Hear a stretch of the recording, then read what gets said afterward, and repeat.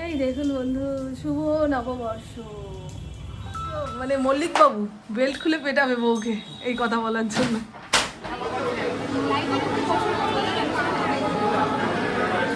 শুভ দুপুর বন্ধুরা, আজ পয়লা বৈশাখ, শুভ নববর্ষ। শুভ নববর্ষের অনেক অনেক অনেক শুভেচ্ছা জানিয়ে আজকের আড্ডা শুরু করলাম। বাঙালি আজকে পুরনো ক্যালেন্ডার বদলে নতুন ক্যালেন্ডার ঘরে টানাবে, তার জন্য হালখাতা করতে যাবে। আমাদের তো হালখাতার নিমন্ত্রণ আসে না, আসে সেই বড় বড় জায়গায়, সেখানে ইন্দ্র যায়, মিষ্টির প্যাকেট নিয়ে চলে আসে, তা 7 দিন পরে গেলেও মিষ্টির প্যাকেট দেয়। কিন্তু আজকে আমাদের একটা পৈতৃ বাড়ির নিমন্ত্রণ রয়েছে। আমি এর আগে অনেক নিমন্ত্রণ বাড়ি খেয়েছি, তবে পৈতৃ বাড়িতে কখনো যাইনি। এই পয়লা বৈশাখের দিন নতুন শাড়ি জামা কাপড় পরে আজকে সবাই অনুষ্ঠান বাড়িতে যাবে, তবে আমার নতুন শাড়ি পরা হলো না, এইটাই পরেছি।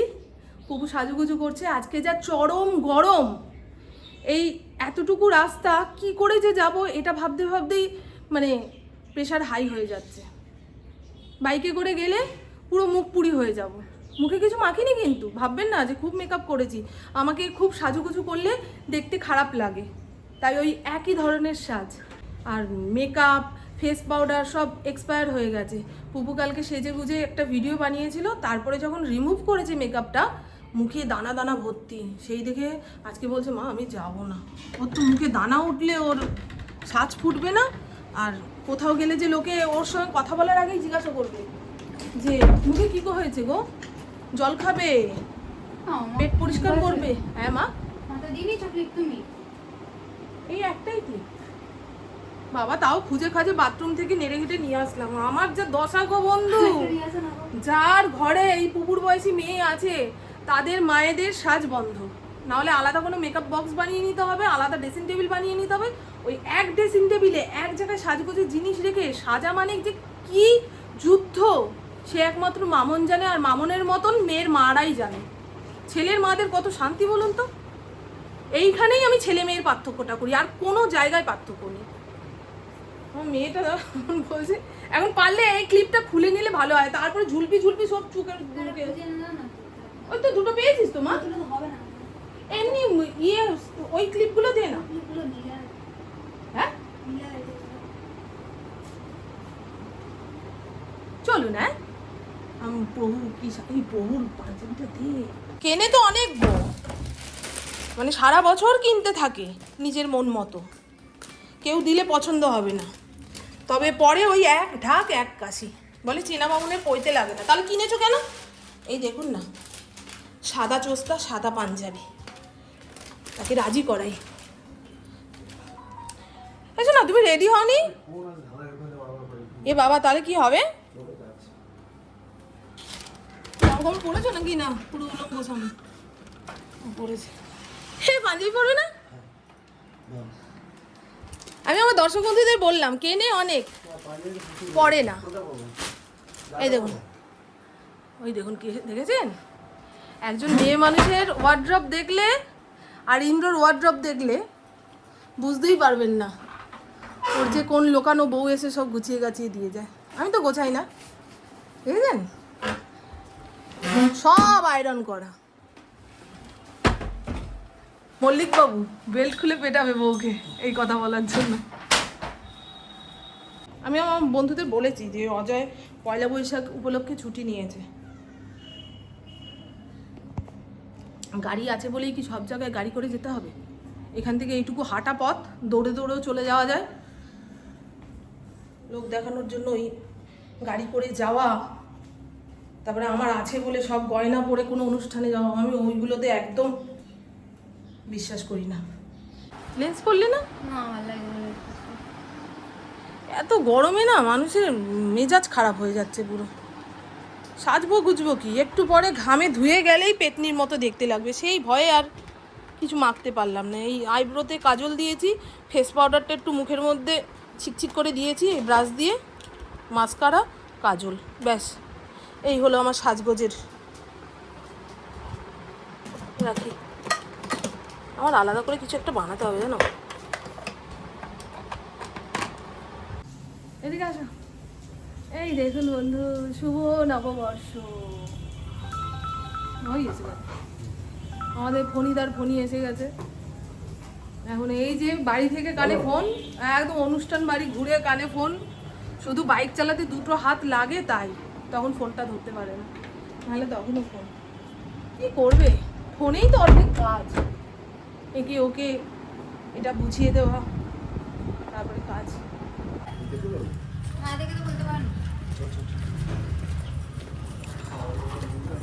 নে এখন বাড়ির সামনে থেকে টোটো অটো না পেলে আরেক মুশকিল হবে। এই রোদ্দুরে গাড়ি চালাতে পারবে না ইন্দ্র, দেখেছেন কি গনগনে।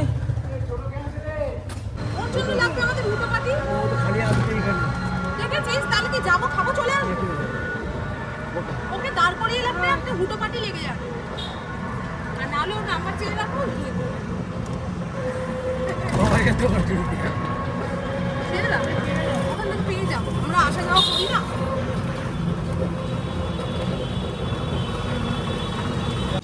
শ্রেয়া ভবনে নিমন্ত্রণ, শ্রেয়া ভবন ছাড়িয়ে চলে যাচ্ছি, ও জানেই তো না। এই দেখ সব গুছিয়ে গাছিয়ে রেখেছে, চল চল চল চল।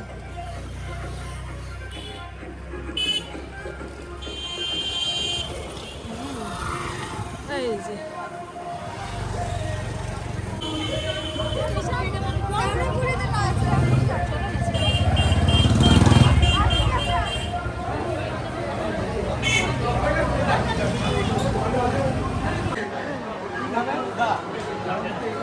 ইন্দ্র পরিচিত মানুষদের পেয়ে গেছে, সব রাইফেল ক্লাবের বন্ধু।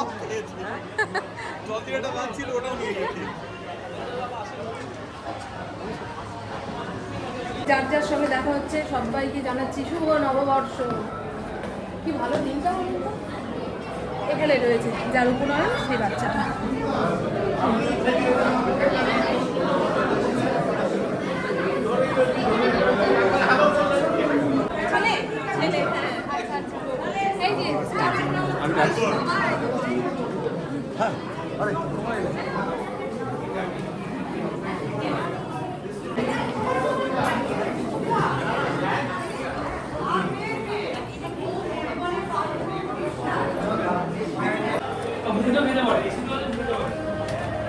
বুফে খাবো না, এসিতে বসেই খাবো।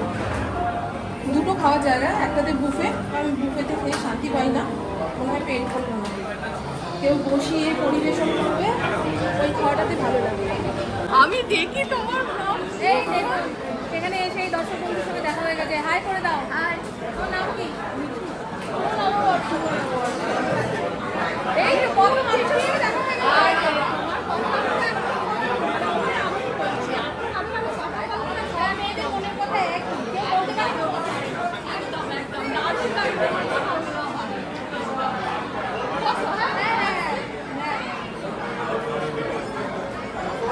এখানে এসে অনেক দর্শকদের সঙ্গে দেখা হয়েছে, তখন ক্যামেরা অন ছিল না বলে আপনাদের দেখাতে পারিনি।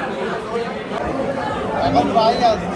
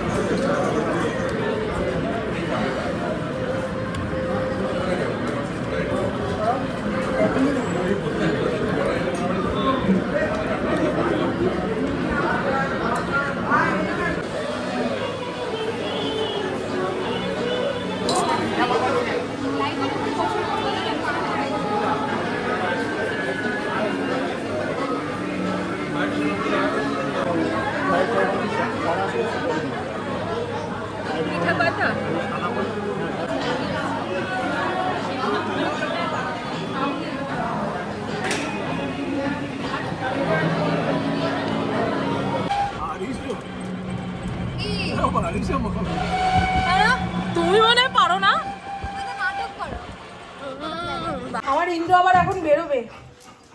বাবু রাস্তায় রোদের কি তেজ, মানুষজন নেই, বিনা কারণে কেউ বেরোতে পারছে না। রাস্তাঘাটে, কিন্তু ইন্দ্রর কাজ আছে, কি করবে, নাহলে আমরা খাবো কি? রোদে পুড়ে বৃষ্টিতে ভিজে যদি কাজ বাজ না করে, তাই না? আমাদের পেটের দায়িত্ব তো ওর কাঁধে, না গো ইন্দ্র? ঠিক বলেছি নাকি তুমি তোমার শখে কাজ করো? আমি আমার শখে কাজ করি। হ্যাঁ, সেটাই বলবে। প্রভু প্রভুর শখেই কাজ করে। এখন প্রভুর বাড়ির লোক যদি ভাবে যে আমাদের ছেলেটা, আমাদের ভাইটা এই মা মেয়েকে খাওয়ানোর জন্য এত পরিশ্রম করছে, তাহলে ভুল ভুল। পুরুষ মানুষের এই কাজে কর্মেই রিল্যাক্স। কাজকর্ম না থাকলে ওদের অবস্থা দেখবেন, চোখ মুখের হাল অন্যরকম হয়ে যায়। আমাদের ইন্দ্র তো হয়ে যায় ভাই, যখন কাজের প্রেশার কম থাকে ওর কেমন মন খারাপ, হাঁটতে পারছে না, চলতে পারছে না, কি শোকে যেন পড়েছে। আবার যখন খুব কাজে কর্মের চাপ থাকবে, ব্যস্ত থাকবে, 14 বার বলতে পারবে আমি এখন ব্যস্ত আছি, আমাকে এখন ডিস্টার্ব করো না, এই করো না, ওতেও শান্তি পায়। আর পরি আমাকে দেখছে, ও মা তোমার জন্য কিছু আনতে পারিনি মা। সব ভালো ভালো লোকেরা আমার দিকে তাকিয়েছিল, কি করে আনবো তোমার জন্য একটা আইসক্রিম, একটা মাছ চুরি করে আনা যায়? আর কত দূরের রাস্তা বলুন তো, আনতে আনতে আইসক্রিম গলে যেত। ও একটা পান খেতে খেতে আসলাম, দাঁতের ফাঁকে মাংস ঢুকেছে, এখন আর স্বস্তিভাবে মাংস খেতে পারি না। মাংস খাওয়ার পরে দাঁতের একোনায় ওকোনায় বিঁধে থাকে, ব্যাস হয়ে গেল। তারপর মনে হয় কেন খেলাম, না খেলেই হতো। কি অবস্থা, বিধ্বস্ত হয়ে গেছে চুল টুল, দেখ অবস্থাটা। বডি স্প্রে দিয়ে স্নান করে নিল। গুড ইভিনিং, শুভ সন্ধ্যা। ঘড়ির কাঁটা 7টার ঘরে। প্রভু একটু আগে তার কাজ বাজ সেরে আসলো, 2 মিনিটের মধ্যে আমার সঙ্গে সব কথা সেরে নিল, দেশ বিদেশের যত আলোচনা। এখন যাচ্ছে 365 দিনের ডিউটি দিতে, জন্মদাত্রী মায়ের সঙ্গে দেখা করতে। আমার শাশুড়ি মা প্রত্যেক দিন ইন্দ্রর মুখ দেখতে না পেলে ফোন করে মাথা খারাপ করে দেবে। 7টায় যাওয়ার কথা, সেখানে যদি 7:10-15 বেজে যায়, কি হয়েছে, আসলি না কেন, এত দেরি হলো কেন, তাই তো? টাটা। বলেছিলাম চলো একটুখানি ঘুরে আসি, আজকে পয়লা বৈশাখ। বাইরে কি গরম, আর ইচ্ছা করছে না। দুপুরে যা খাওয়া দাওয়া করে এসছি, সেগুলো হজম করতে এখন পুরো 24টা ঘন্টা সময় লাগবে। আর পুকুও বেরোবে না। এখন যত বুড়ো হচ্ছি, বড় হচ্ছি, অল্পতে আর খুশি হতে পারি না, আরও চাই আরও চাই। ওই জন্যই তো জীবনে সব সুখ আনন্দে চলে যাচ্ছে। এই যে দেখুন, আজকে একবেলা ঘুরে আসলাম, খেয়ে আসলাম, পোষাচ্ছে না। মনে হচ্ছে এই সন্ধেবেলায় অনেক মানুষজন বেরিয়েছে, আমারও তো একটা নতুন চুড়িদার হয়েছে, ওটা পরে বেরোলে খুব ভালো হতো। এই খুব ভালো হতো চক করেই মনের অর্ধেক শান্তি শেষ। খুবও বেরোবে না, ওকে বলে লাভ নেই, শরীরটা মনে হয় খারাপ লাগছে। গরম না কি, আবার বেশিক্ষণ এসিতে থাকতেও পারছে না সে। আমার গলাটা ব্যথা করছে, ঢোক গিলতে পারছি না। এই আমার গ্রিন টি আর পুকুর জন্য লেবু জল। লেবু জল খেলে কিন্তু ওই পেট ভার ব্যাপারটা কমে যায়। ওই জন্য তো অনুষ্ঠান বাড়িতে সব খাওয়া দাওয়ার শেষে গ্লাসের মধ্যে জল নিয়ে লেবু চিপড়ে সেই জলটা খায়। এই নে মা।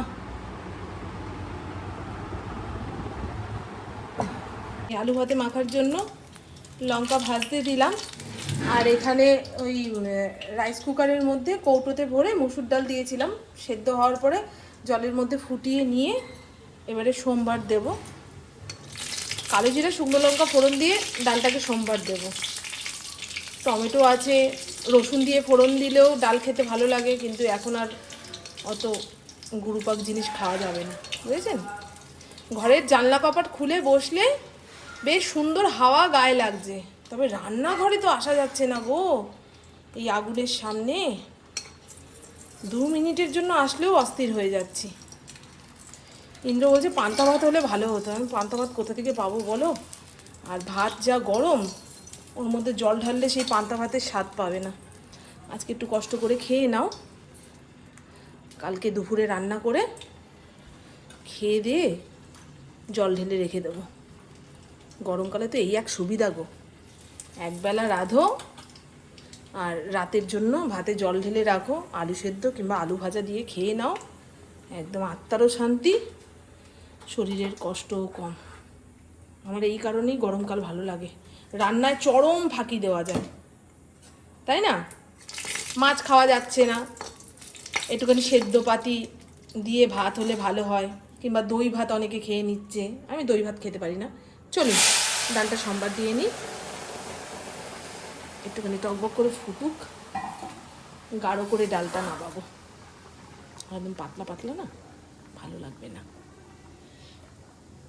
তারপরে গরমকালে যতবার ইচ্ছা ততবার স্নান করা যায়, 2 বার স্নান হয়ে গেছে কিন্তু।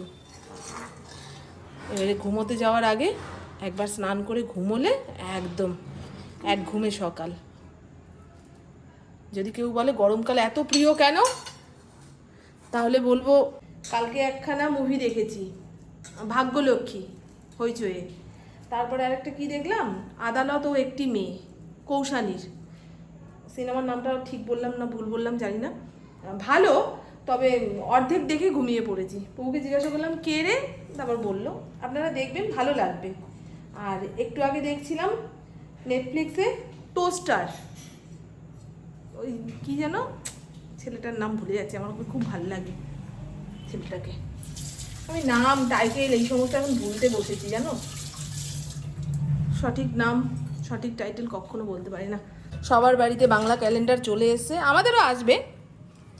আবার সোমবার দিন অক্ষয় তৃতীয়া, ভাবুন তো, এই গায়ে গায়ে উৎসব অনুষ্ঠানগুলো থাকলে না মানে দৌড়াদৌড়ি করে পারি না।